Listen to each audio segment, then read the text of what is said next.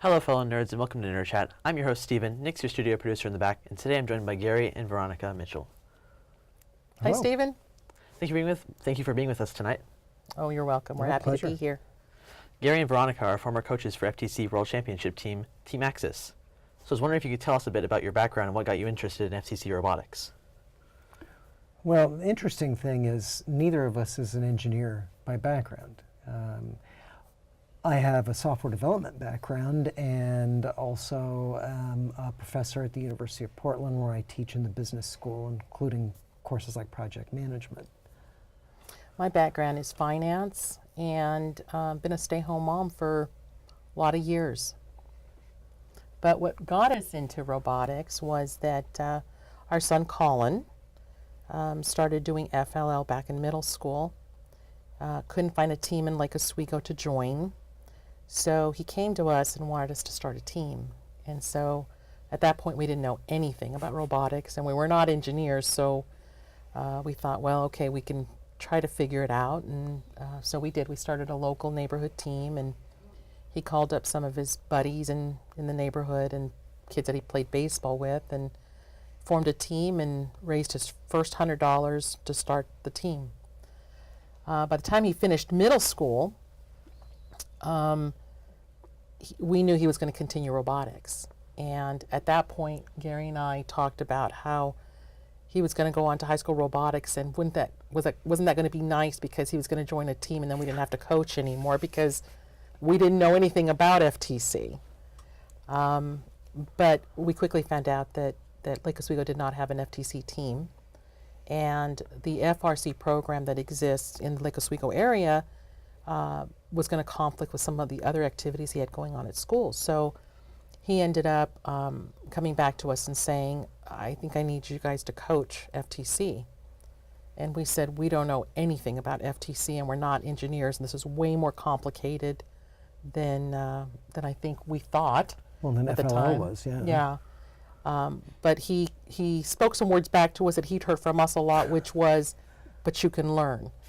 And so at that point we said, okay, Colin, yes, we can learn. We'll do this. We'll figure it out. And that's what started Team Axis as a high school team. So I was wondering, how is the experience of coaching as spouses? It's pretty fun, actually. We had a good time because we were a neighborhood team. We operated the entire team out of our house. So it was always a full house, lots of kids, lots of food, lots of goofing off that goes along with being a robotics team. But Gary and I think quickly carved out the things that we were good at.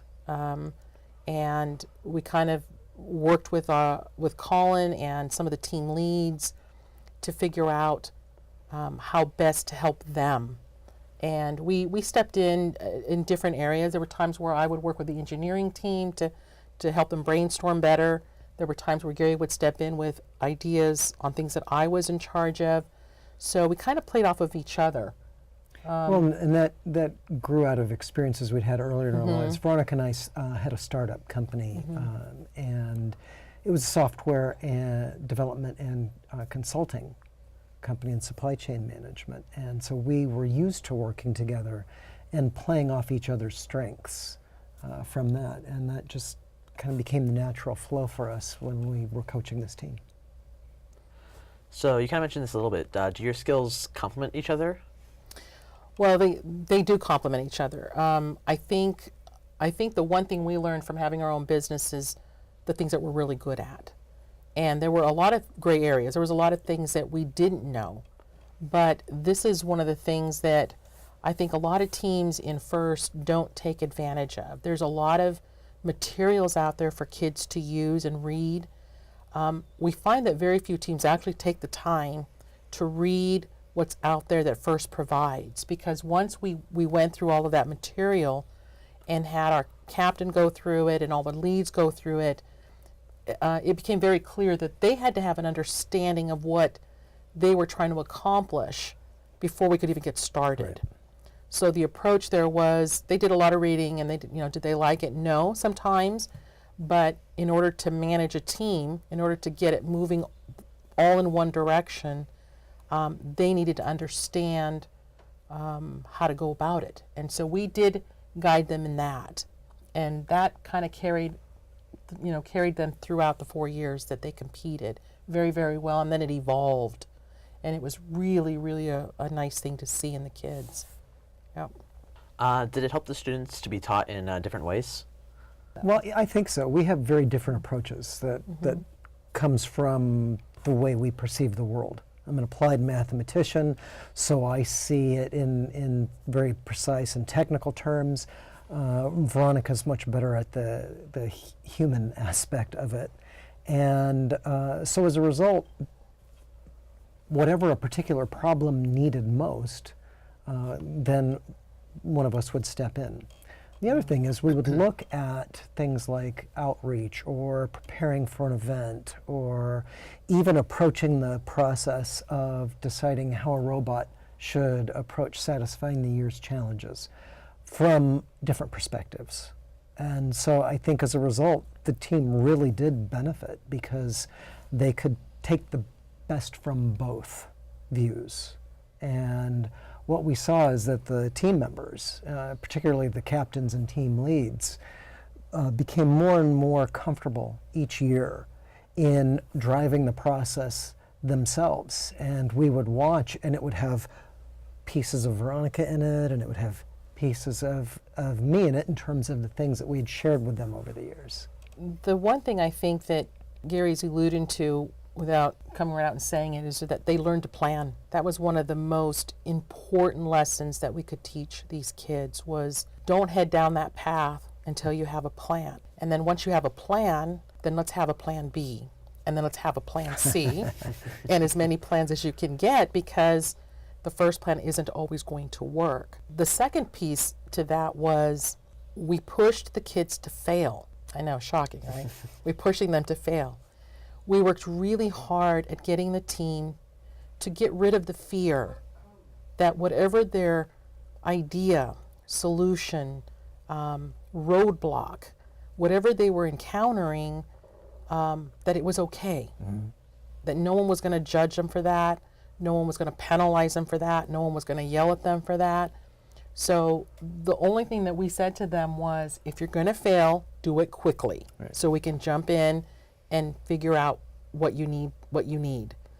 Sometimes it was more people to help. Sometimes it was a redesign. Yeah, sometimes an idea just didn't work and they had to go find a new approach.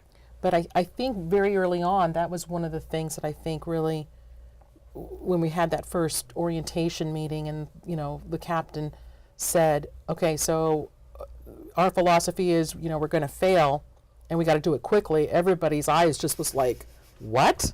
No, we're here to do well. Well, you will do well if you can clear out all of this other stuff so that you can succeed. And I think that they embraced it. They really embraced that. We also, I think, did a good job of teaching the team how to manage the work to the plan once it started. Yeah. So team members would come in for the meeting, and the captains would have updated the project plan. Tasks that were completed were green. Tasks that were either not started or on schedule would just be white. Tasks that were within a week of the due date would automatically turn yellow. The ones that were late are red. And the team members themselves developed this culture about not wanting to be red. Right, and they would come in and they would see all the yellows and reds, and you'd hear the team members talking about how are we going to get this done because we got to get rid of this. We've got to go green was the phrase. Yeah, we need to go green.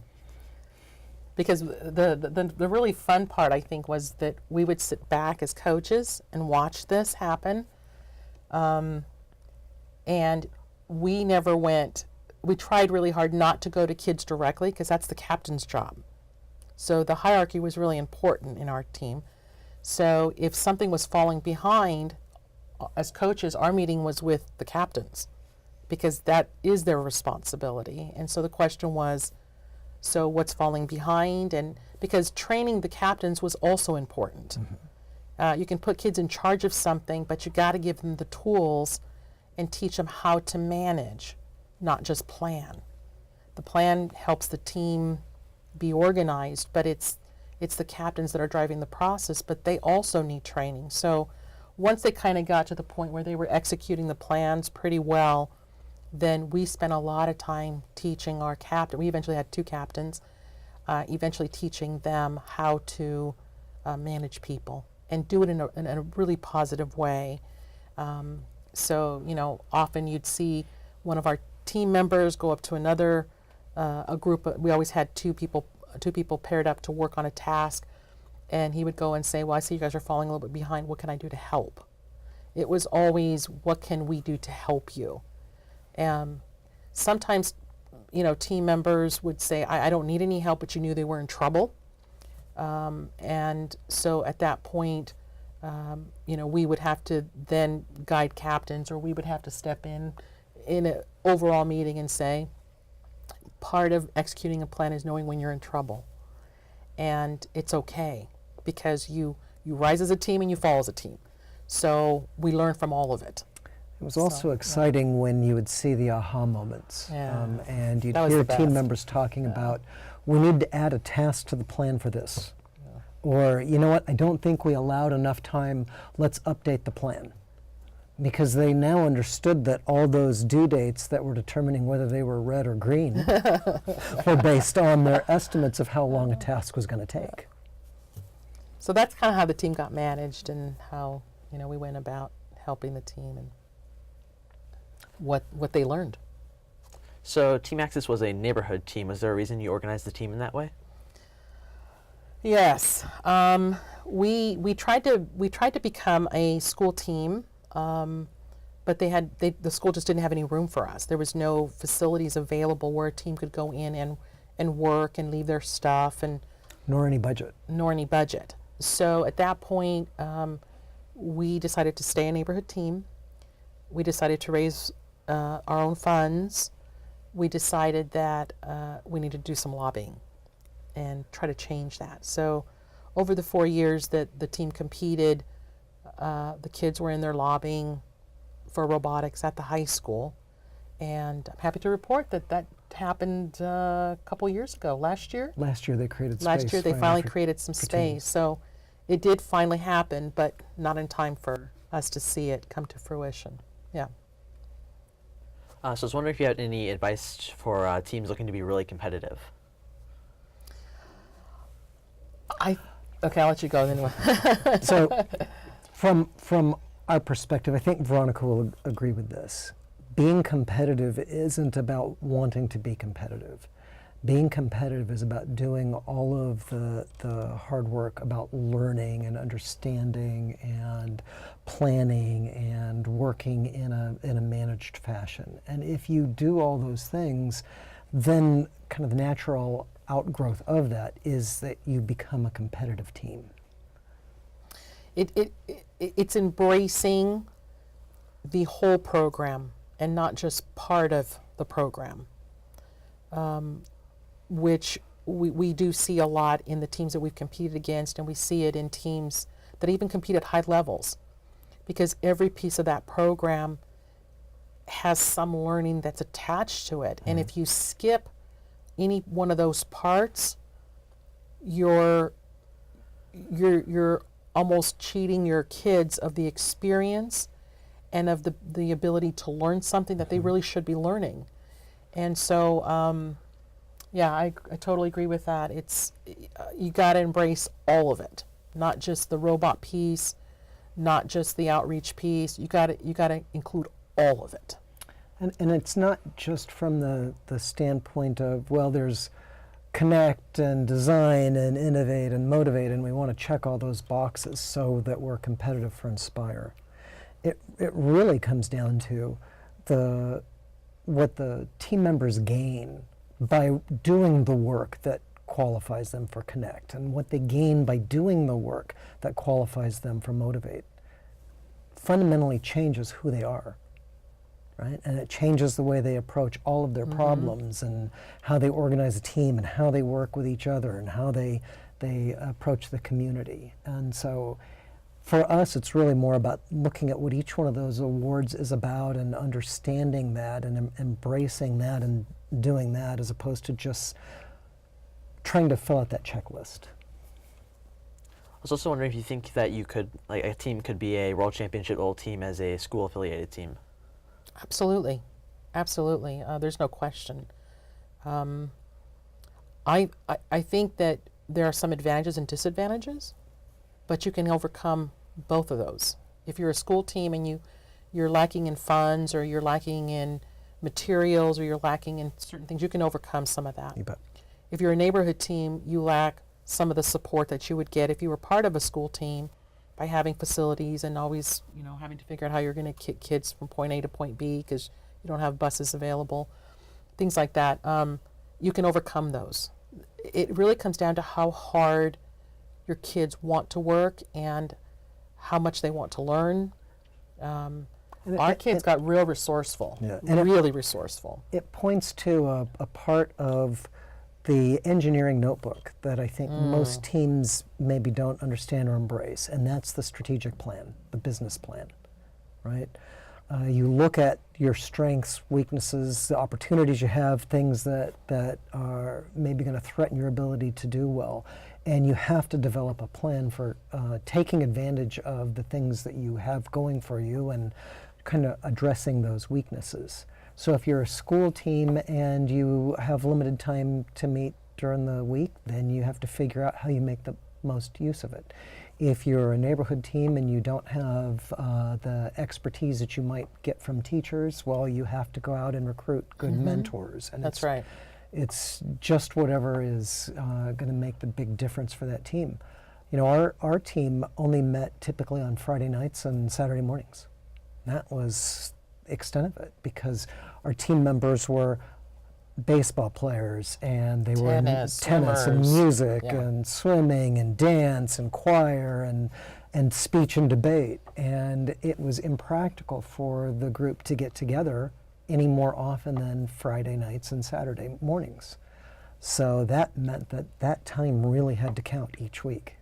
One of the things that we did very early on in the season was when the team first came together, some of the kids knew each other and some didn't, because we were always adding new people, trying to accommodate people that wanted to be on the team. And one of the first things we did as a team was the kids would all, Colin and Max would hand out, those are our captains, would hand out Post-its. And one Post-it was for what did you want to see the team achieve this year?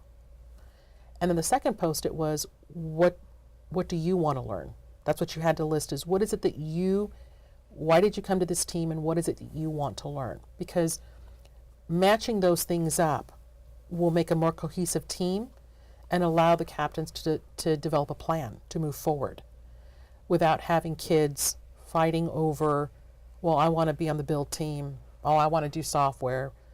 What we told the team very early on in the general discussion of all that is, you all have to be on the same page or you're not going to get there. So you guys have to figure that out.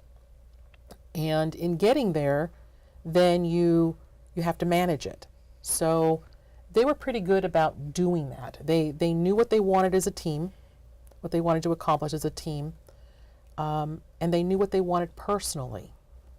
And that kept them pretty happy most of the time. It was also really nice because they learned that no one division or team was more important than another.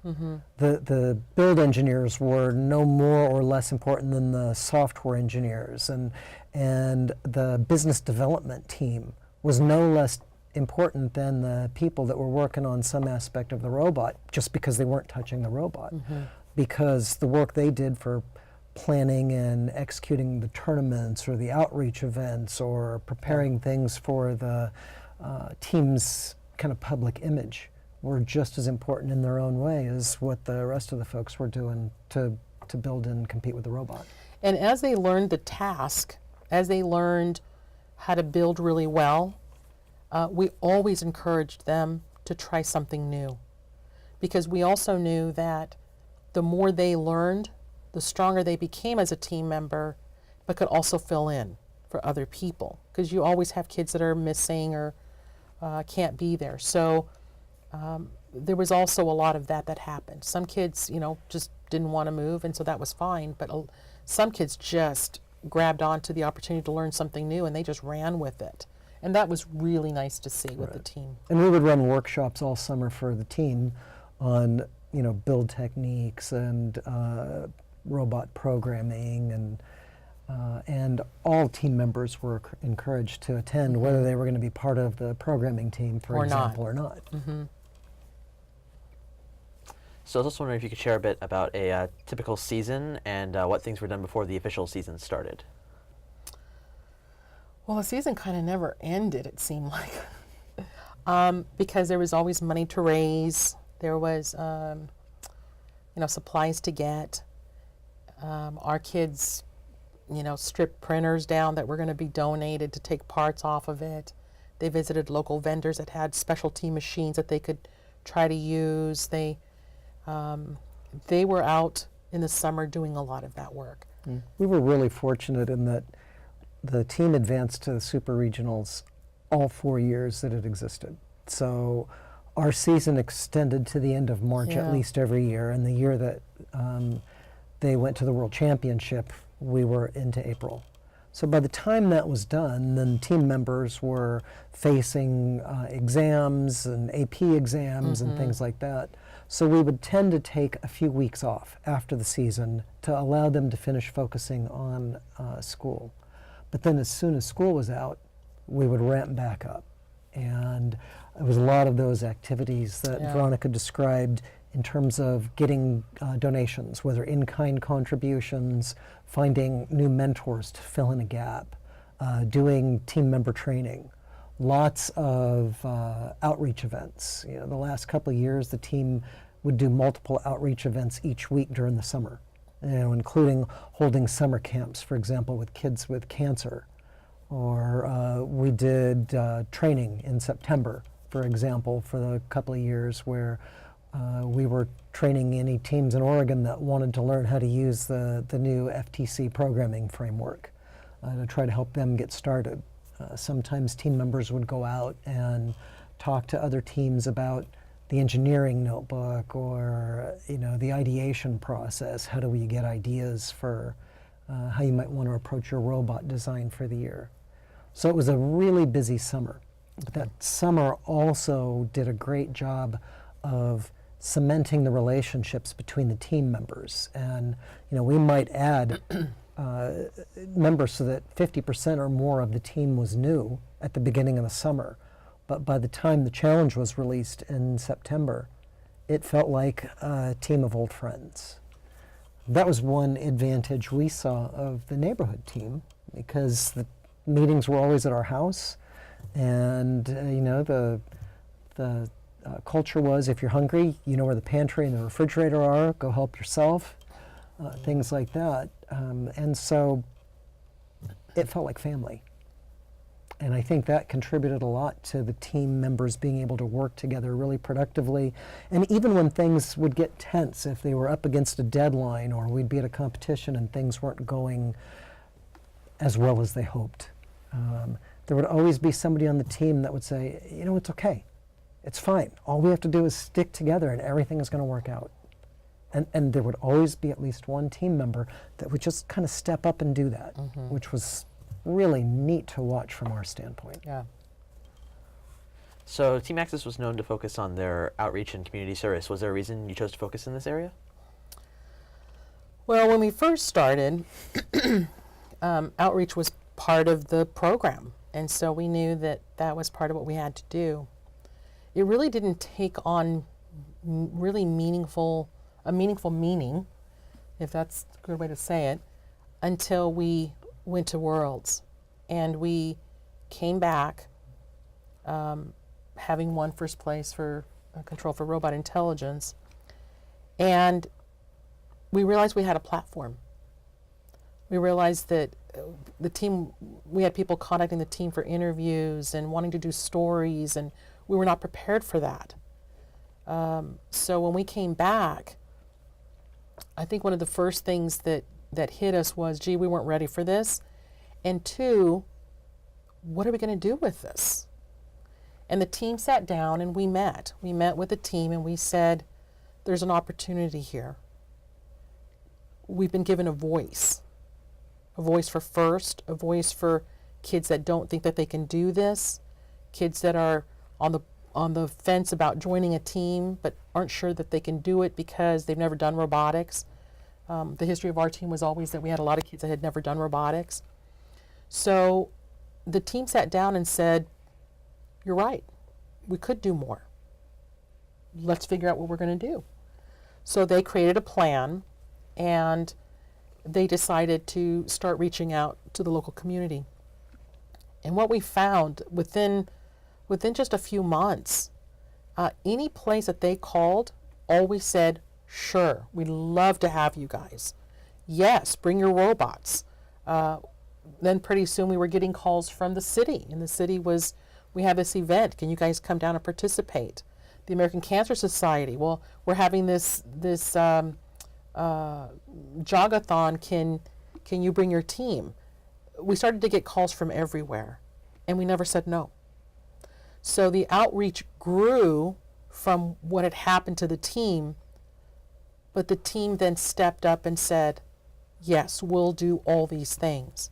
So we went from a handful of outreach events to probably 25, 30 events a year or more. So last year we had more.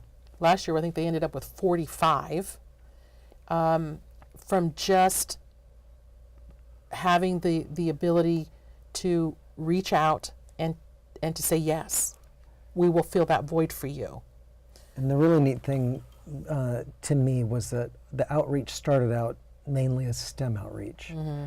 And over time it morphed into outreach about people. Mm-hmm. You know, I never saw our team work harder. And I think many people that watch Team Access would say, wow, they were a really hardworking team. I never saw them work harder than when they were at the food bank, right, packing food. Or when we were preparing for and running a day of activities for kids at a camp for children with muscular dystrophy or battling cancer. And, you know, it started out where they were doing these because it was part of the plan. And it ended up they were doing it just because they believed in it. And, you know, to the extent that now when they come back from college and they're on break at Christmas or they're on break at summer, they still do outreach. We ran another camp for kids with cancer last summer, for instance, and that was all done with alums of the team and friends and family of the alumni. So to answer your question, was that our focus? It was always part of the program, but it became much more. I think it touched our kids in ways that we never even imagined. We didn't plan for it. Mm-hmm. It just happened. It ceased to be an outreach event. It became doing something for others. Mm-hmm. And it became personal. Mm-hmm. And everything they did after that, the one event that really kind of flipped the switch was the cancer event. And it wasn't about them anymore. It wasn't about, oh, I get to do this event and then put it in my engineering book and this, I'm going to be good to go. It became about them. And that really changed them. It changed who they were as people. It continues to impact them as young men and women. Now they're doing the same thing in college. And hopefully someday they'll bring it back to their corporate workplace because that's the experience they had. And a lot of it was about life experiences. So when we planned the first Kids in Cancer camp that we did, they knew that all of the camp attendees were either children with cancer or the siblings of children with cancer. And the goal was to help them forget about their battle for a day.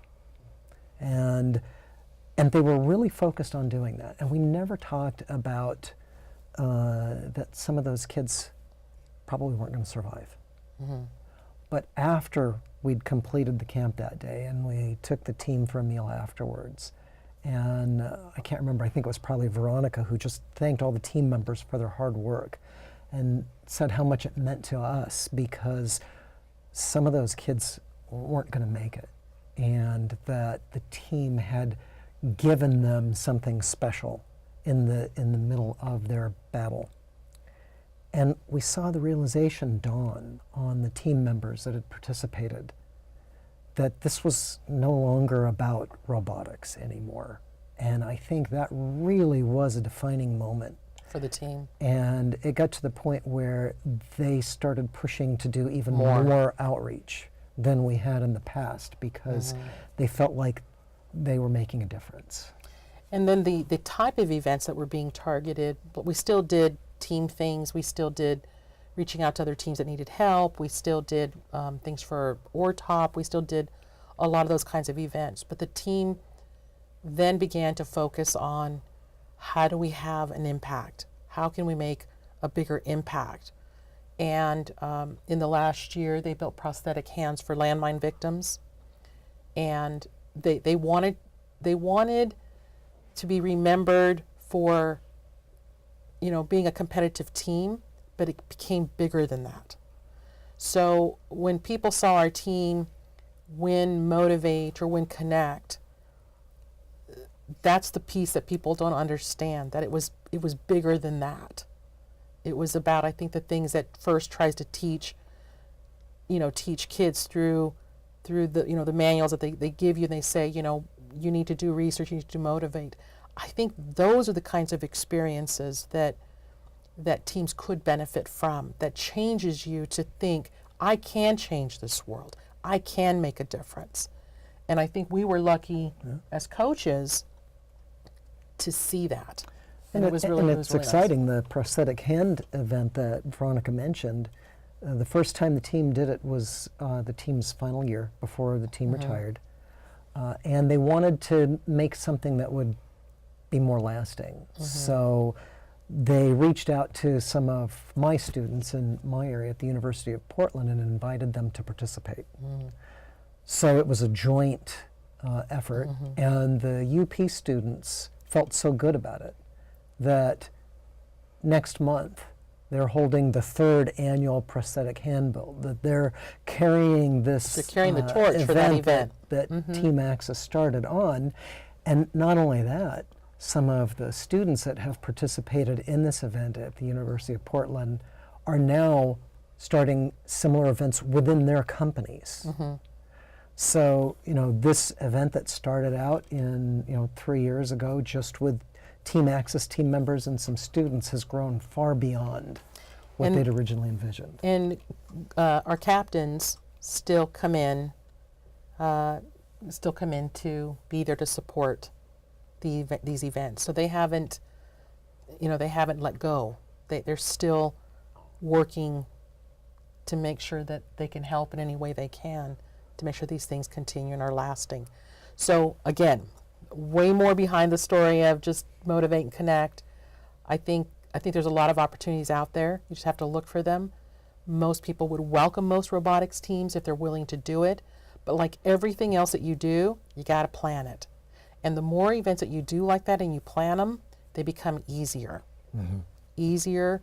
Our kids could ramp up any outreach event very quickly because they've done it so much that they knew what they needed to do. And that's training in of itself. That's a learning moment for these kids. We'd show up to an event, they'd know exactly what needed to be done. They'd do it. It was just like watching a well-oiled machine. Yeah. So you kind of talked about it a little bit there, but what team accomplishments were you most proud of? I think the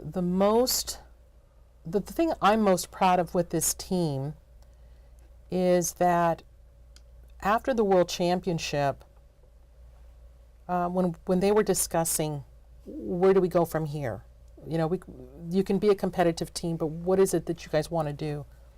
The thing I'm most proud of is that I think at one point I said to them, remember, no one's going to remember these trophies, but they will remember you, depending on the choices you make. Because we're all going to walk away from this experience, all of us, coaches, parents, you're all going to walk away. What do you want to be remembered for? And they could have said, I want to win the trophy. I want to be the world champion again. But they didn't. They made the choice to be remembered for the things that matter. So I'm proud of that. Yeah, and it's possible that if they hadn't devoted so much time to the outreach and the community service, that they might have made it back to the World Championship another time or two. Yeah. But I suspect if you talk to any of the team members that were on that team that went to the World Championship and experienced it, and then experienced the work that the team did the 2 years after that, they'd tell you they didn't have a single regret about that.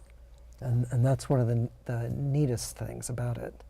The other thing that I was always really proud of our team members was that we challenged them to strive for more than they thought was possible, to always stretch their boundaries. So, for example, the year that they won the Control Award at the World Championship, they had developed an artificial intelligence autonomous that would use sonar and update an internal map of obstacles on the field and dynamically route itself so that it could stay on track to the goal no matter what happened. Now, when they started out, did we think they were actually going to pull that off? No, but see, it didn't matter because they made the decision that they thought that's what they wanted to do. And just by virtue of trying to figure out what that would entail and working together to pull it off, they would have been winners even if they hadn't made it happen. And it just so happened that they did, but they gained from that regardless. And so I think the outreach and who they became as people with it, and that they embrace this idea that it's okay to challenge ourselves even if we don't quite succeed. We're better off for the challenge. And to highlight they bought into the belief. They bought into all the things that we talked about, and the belief that every job was important. That's really hard even in companies today to understand how important every job is. But I'll give you a really good example. We were in Oakland, I think. Where were we? The batteries. Last year? Was it the last year we competed? That was at Tacoma. Okay. We were in Tacoma, and our batteries were overheating. And at the time, I don't think anybody understood as much as we ended up learning about batteries, but the robot was just doing so much that it was causing the batteries to heat up. So the engineers were working really hard to figure out what was causing the overheating and how to change that and what have you. When they went to competition, we had to assign one person to do nothing but manage batteries. And these kids had charts for all the batteries. They knew exactly every battery. They knew how hot it got. They knew when it needed to be charged, at what level, because they still hadn't solved the problem at the time. And they knew that every round depended on that battery. So at that point, nobody wanted to do batteries. I think at one point they saw this as a job that was almost thankless, right? But one of the kids stepped up and said, I'll do that job. He became the most critical person. I was just going to say, guess who was the most important person on the team at that competition? At that competition, he was the most important guy. And everybody was just like, what can we do to help you? Because he understood how important it was. And he stepped up and he did an amazing job. It got the team through the tournament. And he learned a ton, and everybody else did too. But again, it goes to the point that kids have to buy into these ideas. And I don't think in the 4 years that we coached Team Access that we ever had kids that didn't buy into most of it. I'm not going to say all of it, because you always have a little bit, a few kids that may not trust you because they haven't bought in. But the kids that have been on the team from season to season, they knew. They knew how powerful buying into this whole plan was, and how much they could accomplish in very little time. And I think if you asked any of the team members that had been there in the first year or the first and second year, the second year is when we won the Control Award at Worlds, if you asked them what the team's best year was, they would all say the last year, even though the team didn't advance the World Championship again that last year. But because of the synergy, camaraderie of the team and the synergy and how good they felt about the outreach and what they'd accomplished. And actually, although they didn't advance to Worlds with that robot, it was by far the most Sophisticated. sophisticated and cleanest robot they'd ever built. And so they had their own sense of validation from that and what they'd learned. And going to World was no longer the benchmark for them, that this was a good year. So check. So yeah, you mentioned Worlds a little bit there. So what was Yeah. the experience of going to the World Championship like, and do you have any notable stories from these events? The advice I would give to any team that has the opportunity to go to Worlds is embrace it. Don't be so focused on the competition piece that you miss the experience. Yeah, our team members still have email and texting conversations with kids they met from all over the country, even outside the U.S., because they, were alliance partners with teams from Korea and Australia and Mexico, and so they've formed connections that go well beyond FTC now, and that they're still communicating. This is now what, 4 or 5 years later. And they wouldn't have had that if they had gone and just focused within the team and focused only on competing. Now, some teams, they go and they want to win, and that's great. But I think as a team, you have to, even if that's the goal, you got to have fun. I mean, this whole experience is supposed to be fun, and it's supposed to be memorable. And and that team that year, I think, created one of the most memorable things at the World Championship, and it wasn't winning, and it wasn't even competing. The team created a Pokemon game. Oh my gosh, yeah. Where each hour they would hand out buttons, right? So there would be a new button each hour. And at the end of the tournament, anybody who had collected all of, well, the first 25 or 50, I think it was, that had collected all of the buttons, was given a set of 4 special Pokemon buttons. Now, I'm thinking, Pokemon is gone, right? This was something from when our kids were little. This isn't going to sell. Nobody's going to be interested in this. Boy, was I wrong, and the kids had it absolutely right. 10 minutes before the top of the hour, the whole venue in front of our pit was clogged. Nobody could get through it because of all of the team members from all the other teams lining up to make sure they got their button for that hour. And then you had kids saying, "I have to go compete, but I'll be back." So again, it's the fun. I mean, you've got to have fun. They went to every event that FIRST hosted.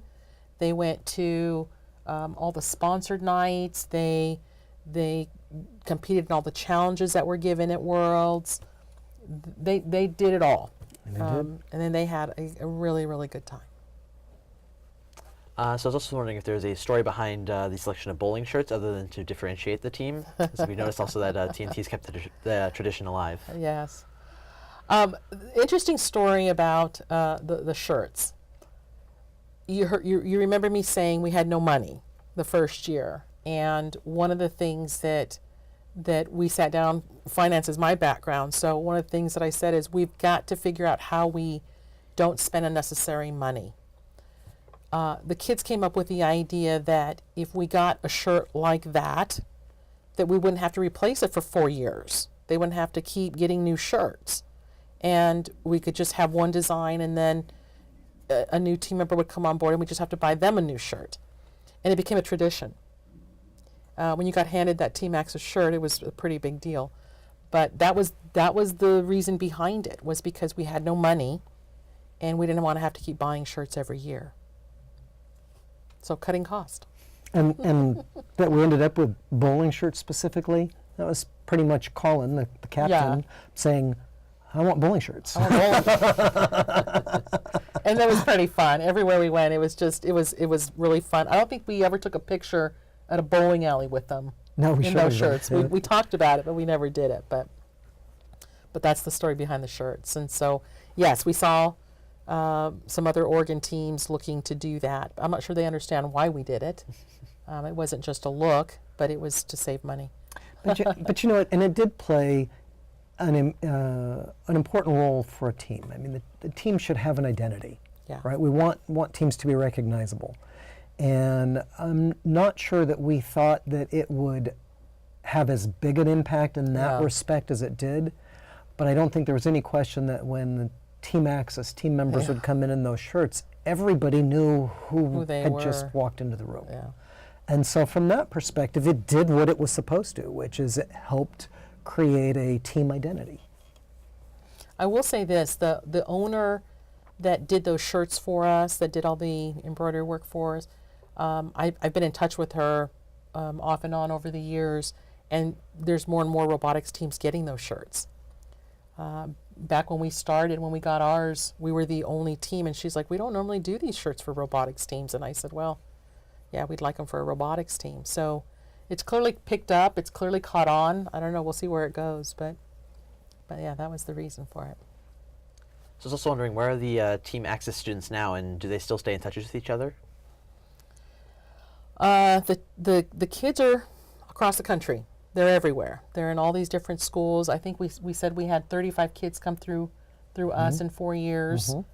We still stay in touch with them. We still they still reach out to us if they're looking for internships, references, things like that. So I think there's still an important job for coaches, which is to stay in touch with these kids because they're not done. Once they graduate, they still need references. They still need someone to vouch for them when they're renting an apartment, people that are not their parents. So we do get a lot of requests for that. Most, but not all, are studying engineering. Team Access alums are at Stanford, MIT, UCLA, University of Oregon, Oregon State, University of Washington. I mean, they really... Santa Cruz. Yep, Santa Cruz, San Luis Obispo. So they've really gone everywhere, and I think the majority of them are following a dream. So I was wondering, what college prep advice do you have for students interested in robotics? I think the advice that we've given our own kids, as well as a lot of the team, is find what you love, and if that's robotics, then robotics is your thing. If you don't know how to program, take a chance, learn that to see if you like it. Part of discovering what you're going to study in school is to have some experience in doing it. So robotics is a really great way. It's a really, really great way to tap into some of that. The girl that, one of our team members that ended up at MIT ran our business development team.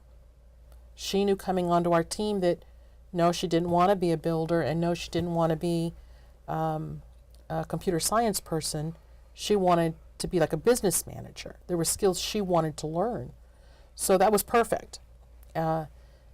She's at MIT, and I think she's going to end up doing something in the research field. But again, that's learning to manage and learning how to prepare plans and learning how to oversee people and things like that. So she learned the skills she wanted to. So I would say that my advice is try to find what you like, take some chance, try some different things out. And just like with robotics, develop a plan. Right? So if you look at engineering programs across the country, very few offer degrees in robotics engineering. So a student who is interested in studying robotics in college is going to have to decide, what does that path look like? Do I want to go to one of the handful of universities that offers an undergraduate robotics engineering degree? Or do I go and I follow a more traditional engineering path, mechanical or electrical, computer science, and then do a master's degree in robotics engineering? What are those schools going to expect that I know by the time I get there? And this is one of the, I think, things that students often misjudge. Our son is studying robotics engineering at Santa Cruz, and he has, I guess it'll be the end of his sophomore year, will be the first time he's taken a robot kinematics class. But he's had lots of courses to date in software and controls, right? So the high school student that thinks he or she wants to do robotics due to a love of building and wants to just study building and work only on building is going to get to college and find out that there might be a lot that they're not prepared for. So understanding that robotics is really about mechanical systems and electrical systems and control systems, and that you really have to understand all of them. Students are going to want physics, and they're going to want to take advanced mathematics, and they should get some programming under their belts, whether that's a course in programming or doing some programming on their team, so that they've got more of that well-rounded foundation that they can apply once they get into their academic work in college. I think one of the things we've seen with our kids is, because of the experience that they had on our team, most of them have gone in their first and second year, and they kind of know everything that is being taught. I'm not saying everything, but they know a lot because we gave them the experience. They programmed the robot. They built these things. They had to figure out the physics. They had to problem solve. And that would be my other big advice, digressing for a minute, about managing a team. For every job that a parent or a coach does, it's something your kids aren't learning. And that was a very, very big stickler with us as a team. We didn't let parents near the robot. We didn't let them near anything. And typically, if I said that to a parent, if I let you do anything, you're cheating your son or daughter of learning that. And they're going to need that. You're already a professional. They're going to need that. So for coaches, I think that's a really, really important thing, because when the kids get to college, and they don't have the fear. They don't have the fear of learning any of these new things because they've done it. We had another example of one of our kids who ended up at Stanford and got his first internship. Well, he tested sensors with us forever. He got to the point where he hated it at times. But what was his first internship? Testing sensors. And he knew how to write up the plans. He knew exactly what he needed to do. And so that's what you want to see when you coach your kids, is giving them those skills that they can then go forward and do what they need to do. And one thing that FTC really provides a stellar opportunity is to learn creative problem solving. As an educator, I have a lot of students who did very well in high school, scored very well on advanced placement exams, but they have underdeveloped problem-solving skills, and it holds them back, which is one of the reasons we encouraged our team so much to try to solve the problem and stretch the boundaries, and because they had to develop those problem-solving muscles, if you will, in order to rise to that challenge. And those skills will be vital no matter what path you pursue in college and beyond. And create an environment where they can do that. I mean, there were times where they're going through the kitchen trying to find something to make some arms. That was the challenge. I had arms, and they said, "Mrs. Mitchell, can I use these mixing bowls?" I said, okay. So they took them downstairs and cut them up. But again, you have to provide the environment for them to feel like they're trying something new, they're moving forward, and no one's going to stop them. So getting back to advice for kids, it goes back to what we said, which is take the experience, all of it, not just this piece or this piece. Take it all. Learn as much as you can. Because in your efforts to try to figure out what it is that you want to do and where you want to apply and all of that, that's going to help you. That's really going to help you. Yeah, so FIRST has a saying which we absolutely agree with, which is what you learn is worth more than what you win. There's nothing wrong with winning, right? And it's fun to win, and we would love it when the team would have successes. But if the focus becomes all of the rest of the things that we take away, and if we really focus on those, we're going to get some wins along the way, and we get to have that fun, and we get more than just the win. I can almost guarantee you that if you had the whole team sitting here, well, different teams, but if you had one of the teams sitting here, and you said, what is your most memorable experience?